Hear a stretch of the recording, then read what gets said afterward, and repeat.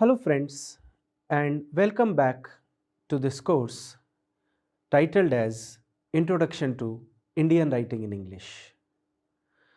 Friends, earlier we talked about a very important text, Swami and Friends, written by R.K. Narayan. In Unit 6, we are beginning with again a very important and a very popular text in the entire world. In almost all the countries of the world, you will find the readers of this text.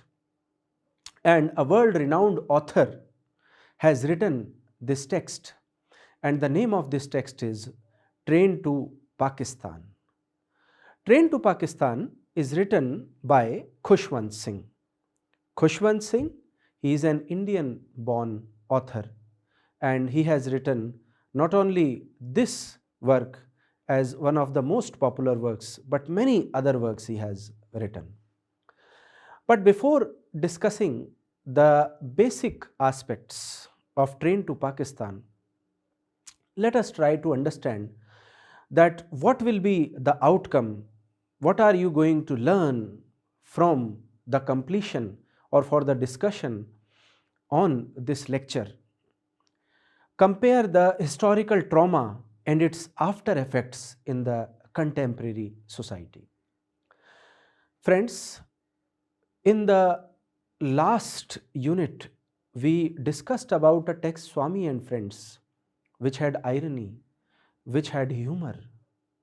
But contrary to that text, this text, Train to Pakistan, has trauma. It has the after effects of India-Pakistan division. When Pakistan got separated from India, when that partition happened, it changed the life, everything in many people's lives. Even the people who stayed in India did not migrate, and the people who already living in the various parts of Pakistan and they did not migrate to India, even those people were suffered from that partition. Maybe in an indirect manner, but we cannot say that any person in India was unaffected from that partition. This text, Train to Pakistan, is a emotional expression of that incident. The writer is taking a very remote village. It is the story of a remote village, Manu Majra. But the writer is trying to explain through the image of this village that the entire India and the entire Pakistan are facing and had faced the similar kind of problems, the similar kind of issues, and thus we can call it as a historical trauma.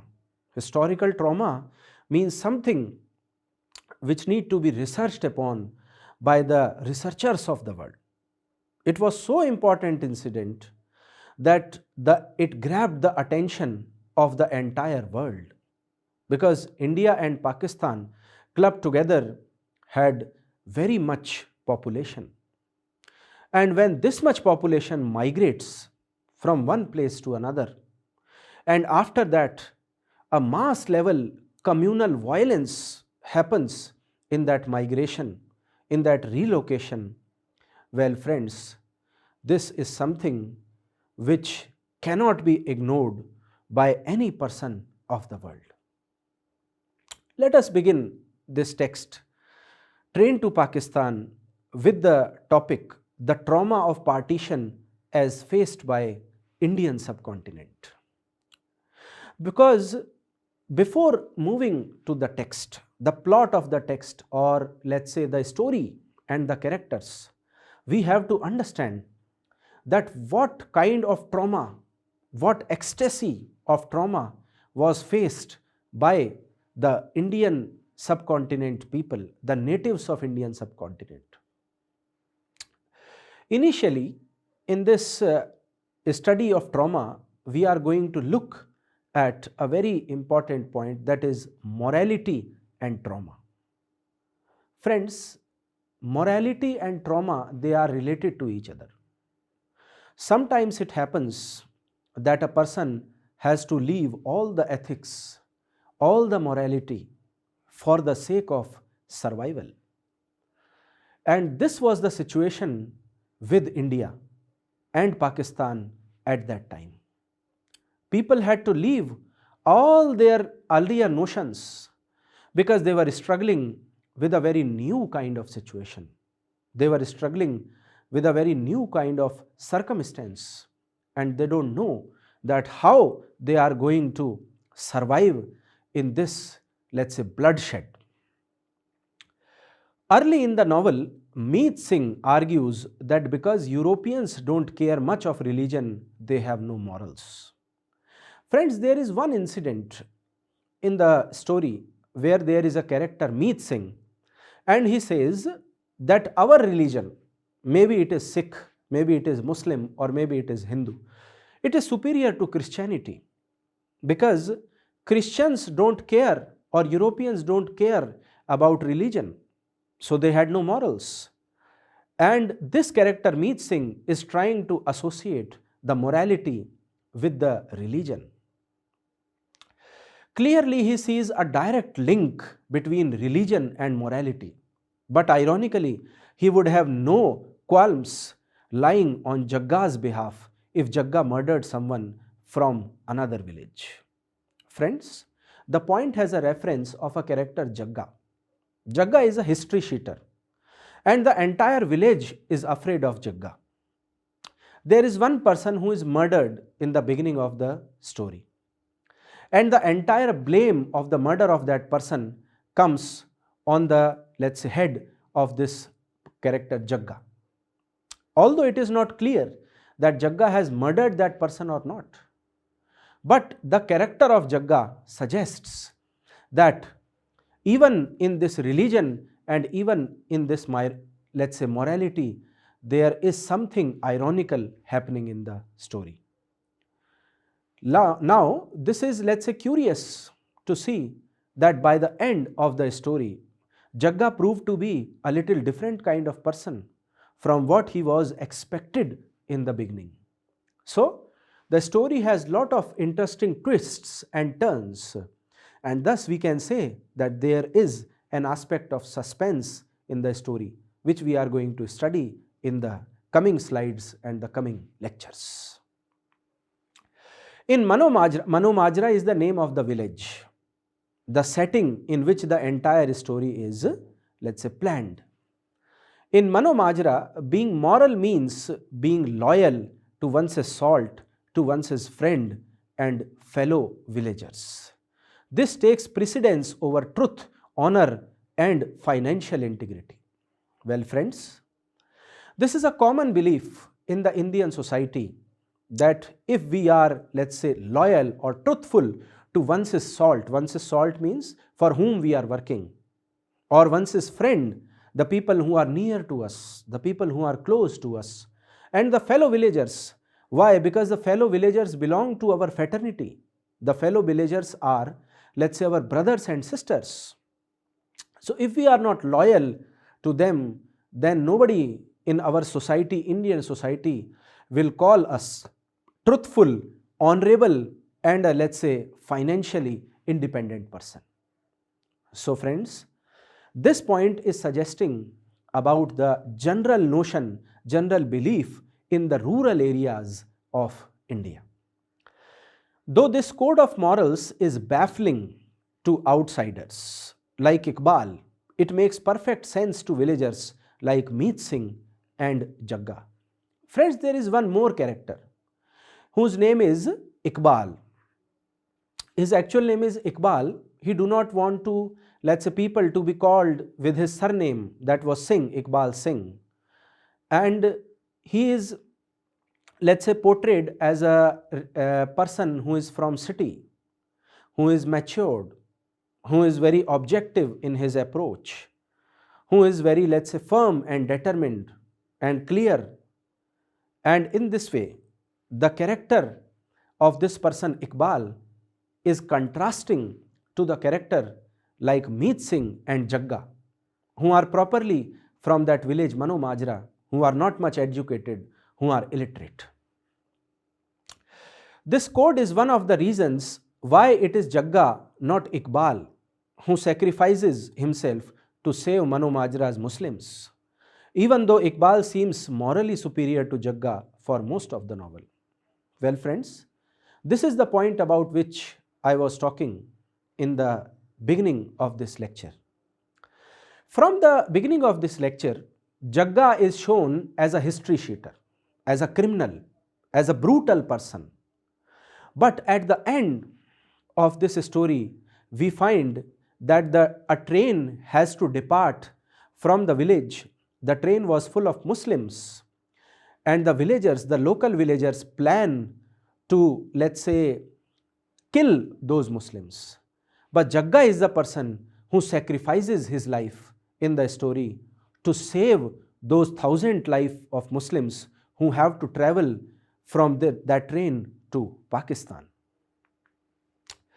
Hukum Chand is another key character when considering morality in Train to Pakistan. At every turn, he seems to wrestle internally with the decision he makes. Friends, there is one person who is from the police department. His name is Hukum Chand. Now, this Hukum Chand is, let's say, pretending to be a moral person, but he is actually a person who is always confused. He don't know how to take decisions.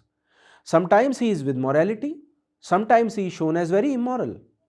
So there is a wrestling going on in his mind about the decision making, what to do and what not to do. He is a person unique in his own, who is always confused and who is in the state of dilemma throughout the story. For example, after Hasina spends a night at his house, he wakes up and feels old and unclean. Well, this example is suggesting the kind of confusion which Hukum Chand has.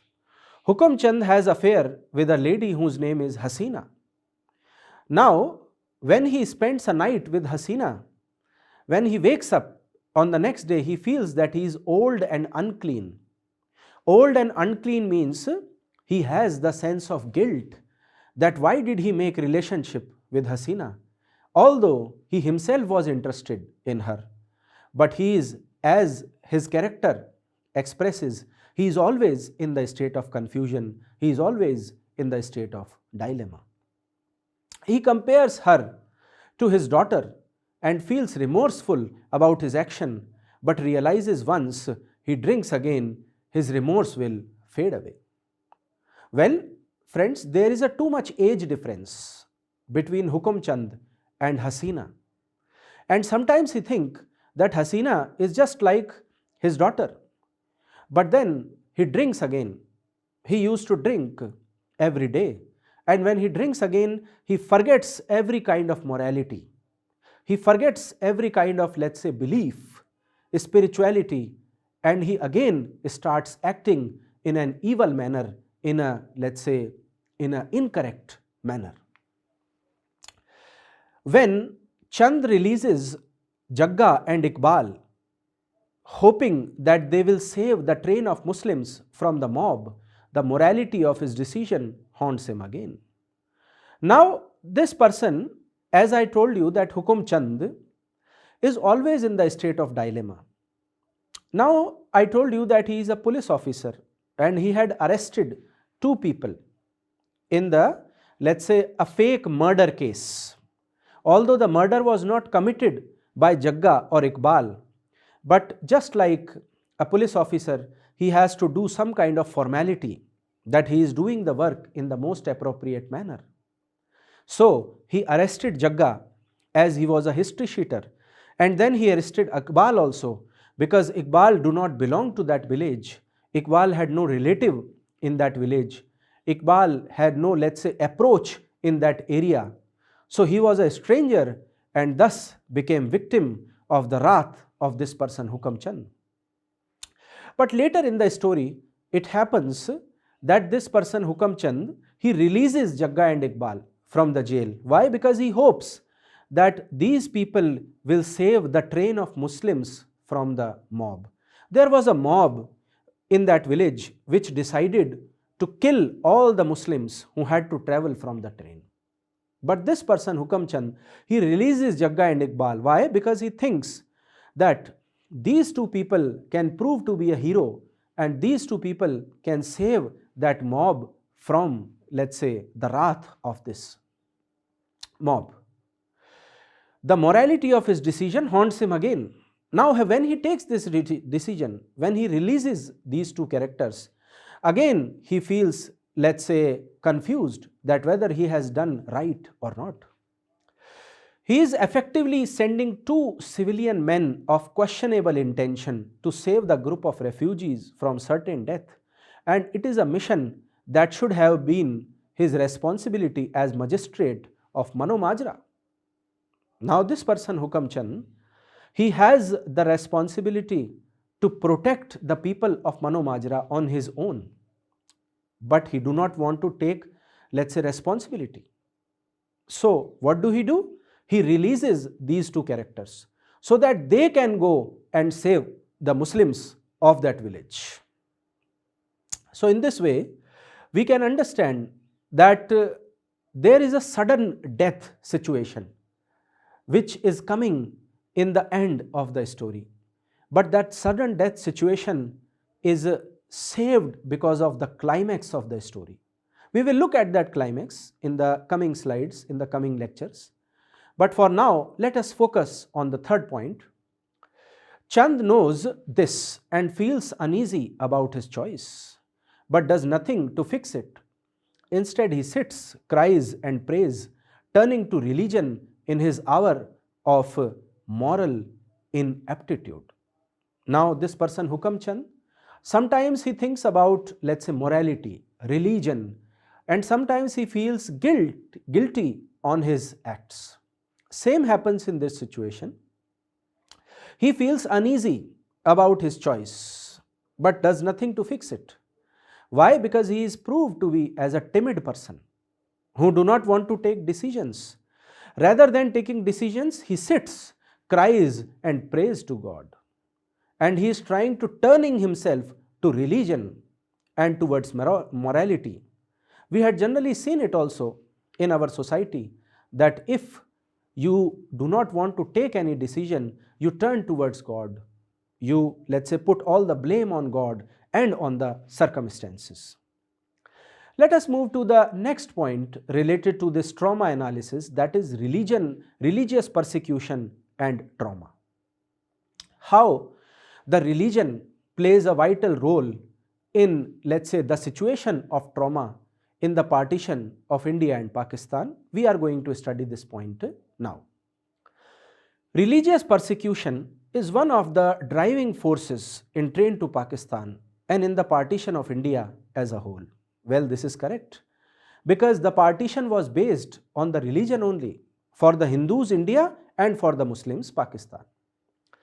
With this division, approximately 10 million people were suddenly in the wrong country, and the people who had lived together for generations in the same villages became enemies overnight. This was a very, let's say, confusing situation, friends. You are living somewhere from, let's say, past many generations, you don't know how much, and then suddenly that place becomes unknown to you, non-suitable to you. Why? Because your religion do not belong to that place and you have to move to another country. So that was a very critical situation.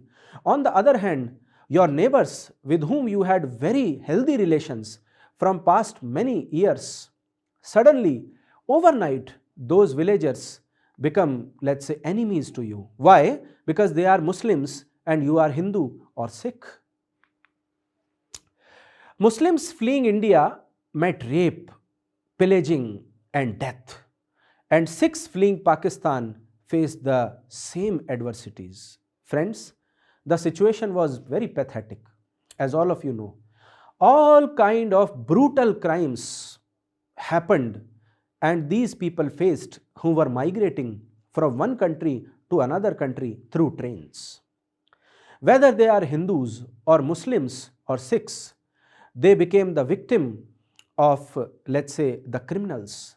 The criminals who raped them, who pillaged them, and who put them to death. So, sometimes, friends, it happened that the entire train is burnt. Not a single person is left alive when the train is moving from India to Pakistan. Though the differences between the religions are mentioned briefly in the novel, most of the strife between the two groups stems from acts of violence, both past and present, each side commits against the other. Well, friends, there is a chain of violence which happens in this situation. First, Muslims kill Sikhs or Hindus, then Sikhs or Hindus, they want to take revenge, then they kill Muslims, and in this way, there is a chain which happens from the, let's say, which starts happening from the both sides, and it is just because of all these situations that the two groups or two stems are formed, and the violence is happening from both the sides. In the past or in the present, they are not thinking about it. They are thinking to kill the person who do not belong to their religion right now. Singh never discusses in the novel what caused the political climate and violence between Sikhs and Muslims, or even what precipitated a need for the partition in the first place.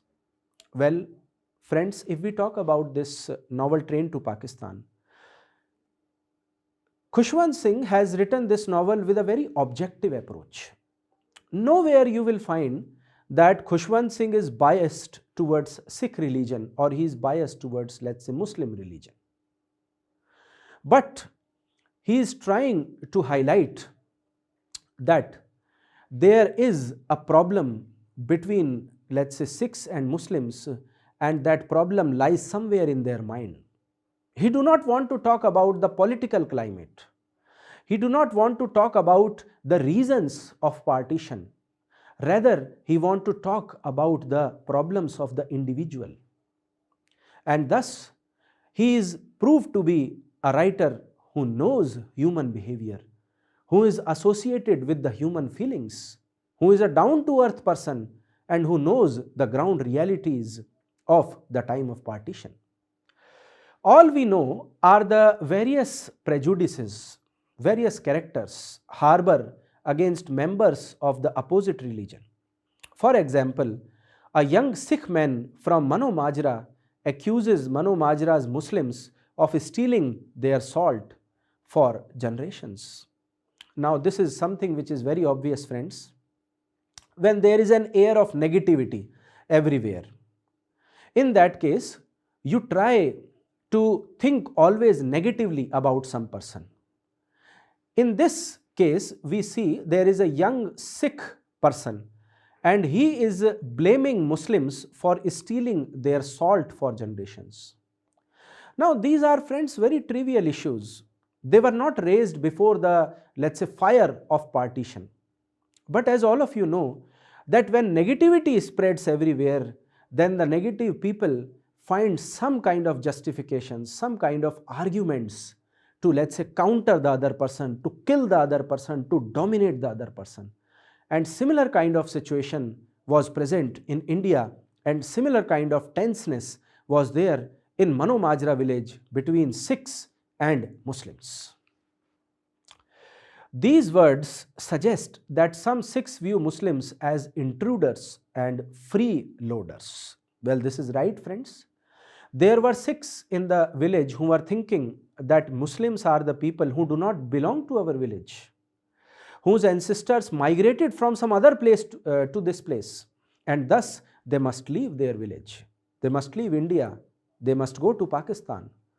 And then there are people who were thinking that the Muslims are also freeloaders, freeloaders who do not want to work hard, who do not want to put effort to earn money, let's say, who want to depend, let's say, for their survival by befooling others, by making fool out of others, and then earning money by befooling them.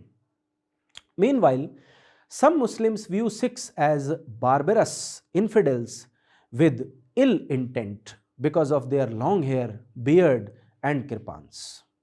Well, friends, as you know, that from both the parties, violence must happen. So, same happened with the case of Muslims. Muslims started thinking about Sikhs as the barbarous people, barbarous, uncivilized people who do not have, let's say, sympathy within them, morality within them. And they thought that as Sikhs are keeping the long hair, beard, and kirpans, so they are very dangerous people. They should not live, Muslims should not live in the company of Sikhs. Here we can see that the basis of the religious animosity isn't the religion themselves, but the characteristics of the people who practice each religion. Well, friends, what do we understand from this, let's say, concept? We understand that the problem lies in the behavior of the character, in the behavior of the individual, not in the division of India and Pakistan, but there was an animal instinct which lies within every person, and thus that person himself or herself is responsible for the violence committed through his hands with some other person. Let us talk about the next point in this trauma situation, that was mob rule and trauma. Mob rule means, friends, there was a situation of mob lynching everywhere. The crowd of people used to travel from one place to another, and when they find a, let's say, community of other religion, they kill, they loot, and everything which a criminal does, that mob is doing everywhere. So there is a situation of trauma in India which was happening because of this mob lynching. There is sense of insecurity everywhere. There is sense of dissatisfaction everywhere. Children, female, old people, males, all are, let's say, tensed in night that a group of people is going to come and will burn their house. So let us try to understand the ecstasy of this situation with the help of these points.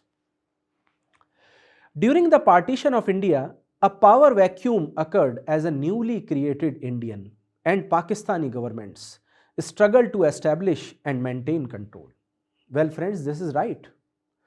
Pakistani government wanted to take hold of the citizens, hold of the power in their area, and Indian government was doing the same thing. And in this, let's say, maintenance of control, balance of control, maintaining of the control, or the, let's say, political, let's say, power division, there is a power vacuum which, let's say, created in the Indian society. In that power vacuum, there is, let's say, criminals stopped being afraid of the police. They were free. They thought that nobody is going to arrest them, and that situation was very critical. In this vacuum, Sikhs and Muslim villages are pillaged and looted, and people from both religions are attacked, raped, and murdered. So, friends, let's say, only Sikhs were hurt or only Muslims were hurt. This is not the situation. Both parties had to suffer. Both parties, let's say, became the victim of, let's say, attacks, or their houses were burnt, or their, let's say, females were raped and the males were murdered. As a result, a type of vigilant justice is established whereby an eye for an eye is the primary mantra. Well, friends, the situation was so critical that people started thinking that they are not living in the 20th century, but there is some barbarous age. Let's say 1,000 years back, when the people used to kill each other, when there is no, let's say, rule of the government, when there is no law, and the situation became very critical where everyone expected eye for an eye. Nobody was afraid of judiciary, police, or law. For example, in retaliation for a train of dead Sikhs being sent from Pakistan, the leader of a Sikh mob devises the plot to send a train of dead Muslims back. Now, this is the situation of Mano Majra. A train came in Mano Majra, it was full of Sikhs, and the train started from Pakistan with all the Sikhs alive.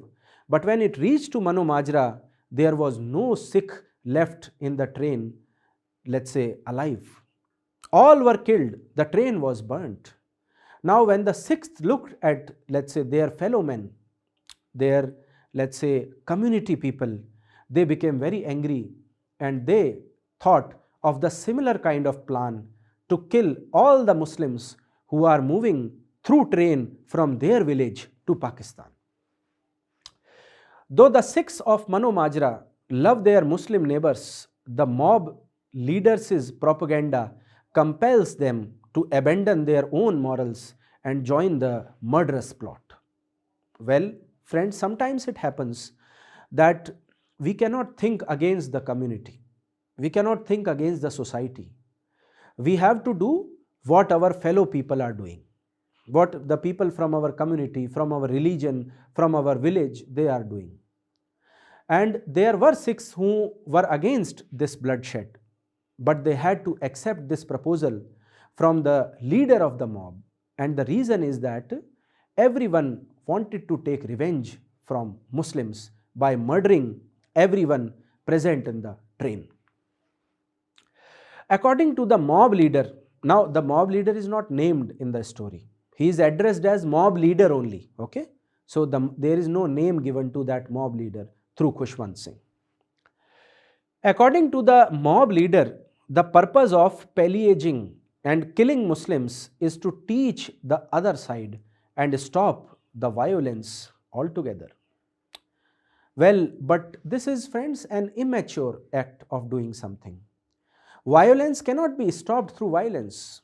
If Muslims had killed Sikhs and Sikhs will then kill Muslims, the violence chain will not stop, but rather there will be more fire of violence from both the sides.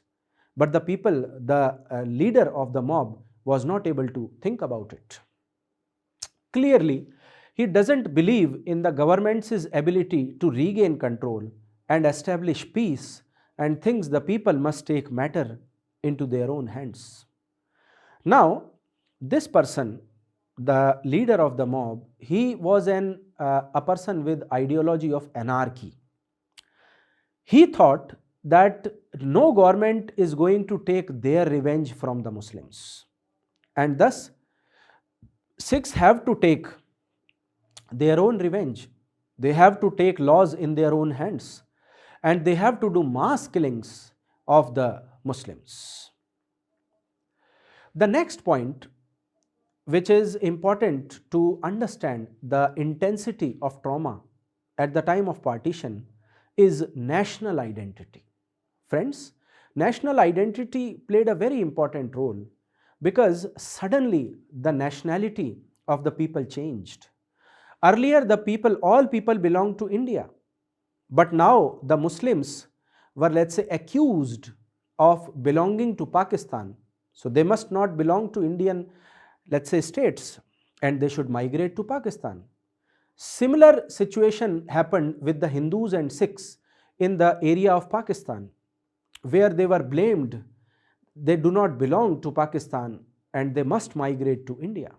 So the national identity suddenly became a very crucial issue in the life of the common people of India, the common villagers who had nothing to do with nationality, but who had their routine works, their household works, which they used to perform. They were farmers, workers, peasants, etc.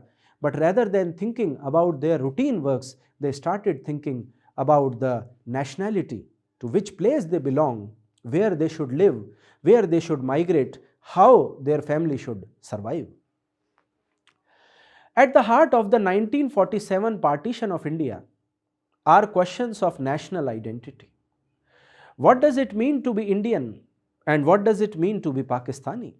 Now people earlier never thought about these issues, that who is, let's say, nobody thought that I am, let's say, an Indian or I am an Pakistani, because there was only one country, India. But when this division happened, this issue of national identity emerged into the mind of the common people.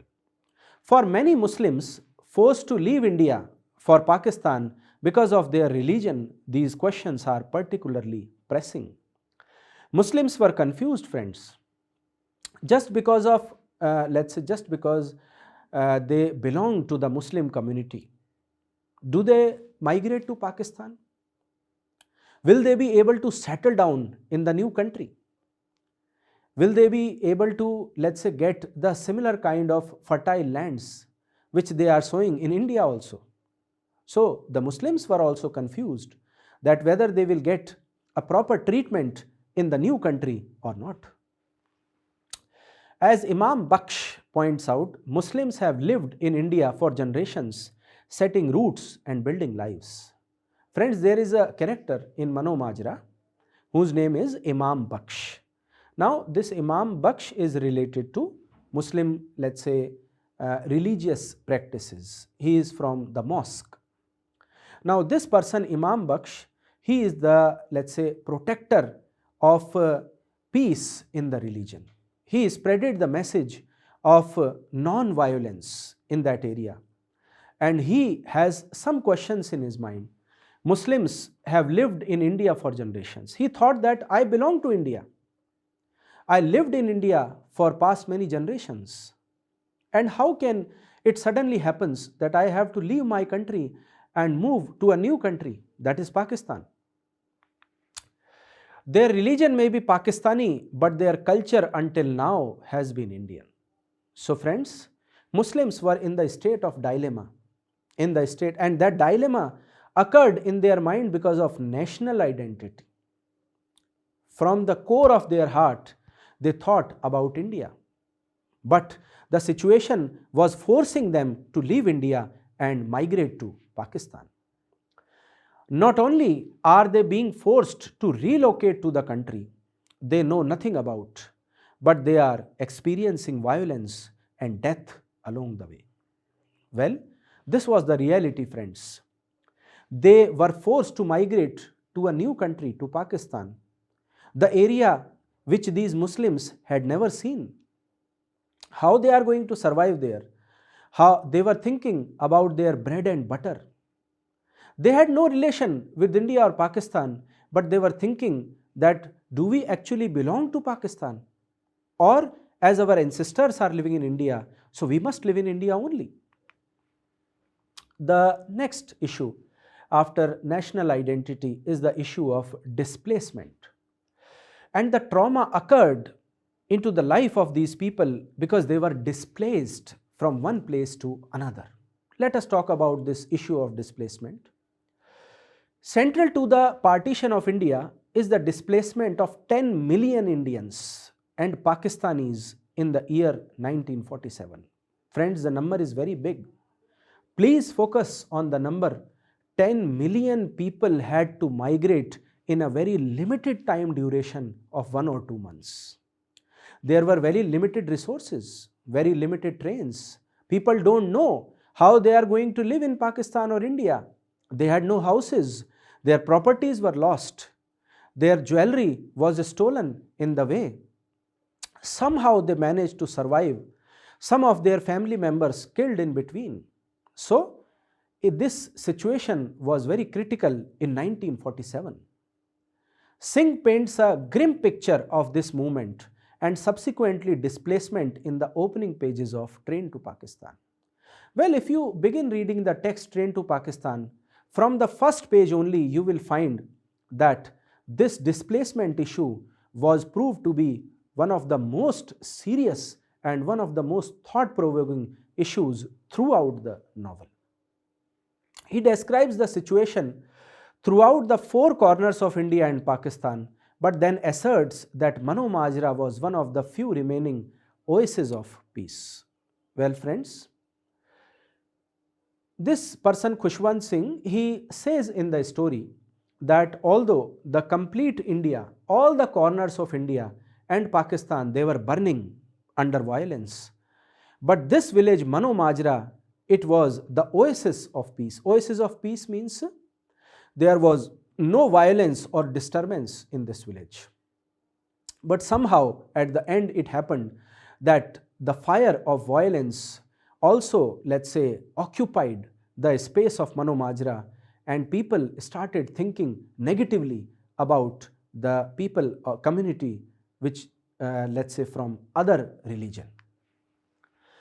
Immediately, the reader wonders for how much long Mano Majra will be safe from the chaos rampant in the rest of the country.